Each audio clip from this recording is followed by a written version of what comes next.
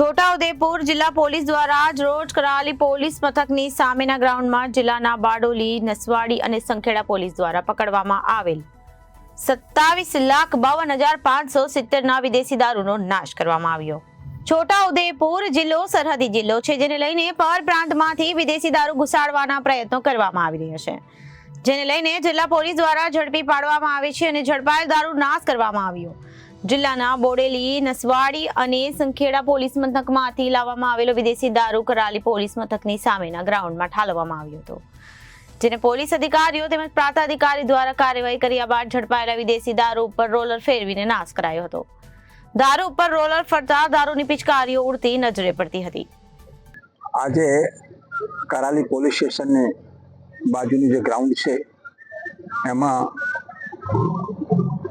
જે પણ પ્રોહિબિશનનો જે મુદ્દામાલ જે પોલીસ દ્વારા પકડેલ હતો ત્રણ પોલીસ સ્ટેશન દ્વારા, એમાં નામદાર જ્યુડિશિયલ મેજિસ્ટ્રેટની જે મંજૂરીથી મેળવી અને ત્રણ પોલીસ સ્ટેશનના પીઆઈશ્રીઓએ અમોને દરખાસ્ત કરેલી આ મુદ્દામાલ નાશ કરવા બાબતની 27/1/2025 રોજ.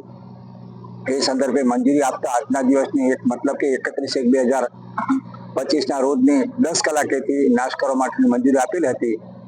ત્રણેય પોલીસ સ્ટેશનનો જે મુદ્દામાલ છે ટોટલ 49 ગુનાઓનો 27 લાખ જેટલો રૂપિયા, 27,41,000 જેટલી રકમનો મુદ્દામાલ, એમાં 17,156 જે બોટલો નાશ કરવામાં આવેલ છે. એની કામગીરી જે પૂર્ણ કરી અત્રે લગભગ 12:15 આસપાસ તમામ કામગીરી અત્રેથી પૂર્ણ કરેલ છે. Bureau report, Janadesh news, Chhota Udepur.